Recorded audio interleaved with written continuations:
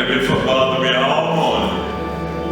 Amen. Gospel of Mark, chapter number 9, beginning to read at verse number 14. When Jesus, Peter, James, and John approached the other disciples, they saw a large crowd surrounding them and legal experts arguing with them. Suddenly the whole crowd caught sight of Jesus.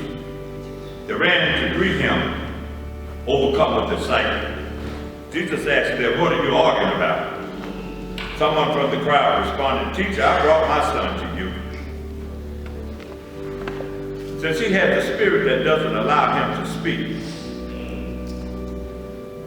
wherever it overpowers him, it throws him into a fit.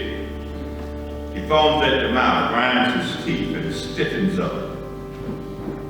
So I spoke to your disciples to see if they could throw it out, but they couldn't." Jesus answered them, "You faithless generation, how long will I be with you? How long will I put up with you? Bring the boy to me." They brought him. When the spirit saw Jesus, he immediately threw the boy into a fit. He fell on the ground and rolled around, foaming at the mouth. Jesus asked his father, "How long has this been going on?" He said, "Since he was a child. It has often thrown him into the fire and into the water, trying to kill him. If you can do anything, help us. Show us compassion." Jesus said to him, "If you can do anything, all things are possible for the one who has faith." At that, the boy's father cried out, "I have faith. Help my lack of faith." That's all I need. I can make it from there.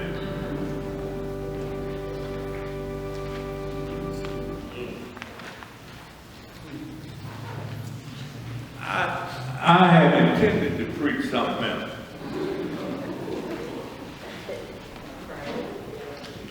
Had worked on my sermon all week. Had it laid out and set. But I was sitting down watching TV for a while yesterday. After I finished, I said, "I'm going to watch TV for a while." And the movie called The Soloist came on. It's a story about a talented schizophrenic musician living on the streets of LA who has a hellish issue.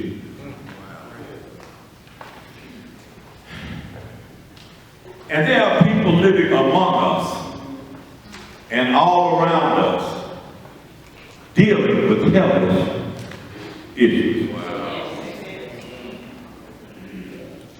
If the truth be told, there may be somebody sitting on your road who's living with a hellish issue. So for a few minutes, I want to talk about how to get rid of a hellish issue. Will that be all right? And nowhere is this depicted better than in the text that I read into your hearing. But in order to have a clear understanding of Mark 9:14 through 24, you have to back up and read Mark 9 verses 1 through 13. In verses 1 through 13, Jesus has been divinely summoned to Mount Hermon, and there he is transfigured before Peter, James, and John. On one side there is Moses, and on the other side of him there is Elijah. Now Moses and Elijah are not there by accident. Moses is there because he is the great liberator of Israel. And Elijah is there because he captures every prophetic promise. So here stands Jesus with liberation on one side and all the prophetic promises of the Old Testament on the other side. And to give validity to the event, God speaks the same words that he spoke 3 years before when Jesus was at the Jordan River being baptized by John, when he said, "This is my beloved Son in whom I'm well pleased." Peter, who is the most vocal of the group, was caught up in the moment and declares, "Jesus, let us build 3 tabernacles, one for you, one for Moses, and one for Elijah." What baffles me about Peter's request is that Jesus doesn't give a response. He doesn't say anything. Now, I believe the reason why Jesus says nothing is because he realizes how ridiculous the request is. Now, somebody in here, y'all ain't saying nothing, but somebody in here needs to hear that this morning, that there are some requests that are made and some declarations that are made to you that don't need a response. Because there are certain requests that are not worth your time. Just think about it. How many times you've been tore up from the floor over something that somebody said that really wasn't worth your time? It was not worth his time because Jesus could see from the top of the mountain that there was a real issue at the foot of the mountain. Because at the foot of the mountain, a father has brought his son who is possessed with a demon and needs to be healed. In our text, Jesus has been atop the mountain for some time now.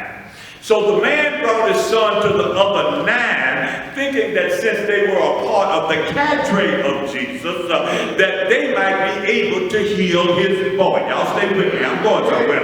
But what got me about the text was, on the heels of this heavenly moment, Jesus arrived at the foot of the mountain as it's confronted with a hellish situation. Now, in this generation, when people talking about naming it and claiming it, when preachers are espousing a prosperity gospel, and everybody is talking about walking in their destiny and receiving the favor of God, nobody is talking about what is central to the gospel of Jesus Christ. And that is, no matter how blessed you are, and regardless as to how much favor the Lord showers upon you, on the heels of every heavenly experience, there is the possibility of a hellish encounter. Most of us don't realize it, but it is the intent of the enemy to rain on every parade that your God provides. When I contemplated this text and thought about this text, I wonder why it is that evil lives in such close proximity to that which is godly and heavenly. Most of us believe that the first encounter with the devil is in Genesis chapter number 3. But I beg to differ with you because the advent of the adversary is actually found in the book of Isaiah. It is in Isaiah that we learn about Lucifer, the son of the morning. He was in heavenly places in close proximity to the throne of God. And it ought to make you shiver to think about evil having its origin in such close proximity to the throne of God. Lucifer, the son of the morning, was in charge of the music ministry. But as my granddaddy would say, one day he started smelling himself.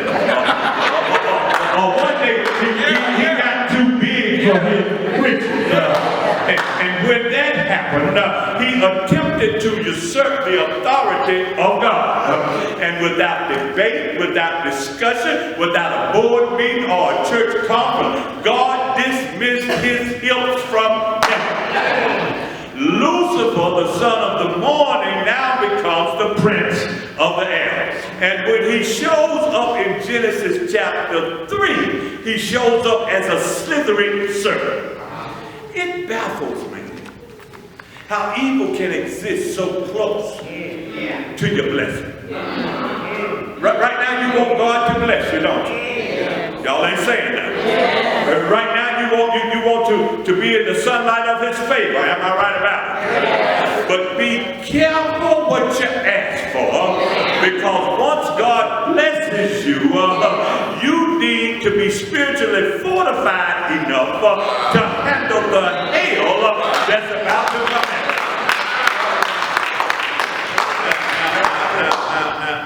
Now, there's something else I need for you to understand, so you can help me with this sermon. Because I did it in a rush. You have to understand that your perception of hell needs to be expanded. Hell is more than reaping in eternity the damnation done in the body.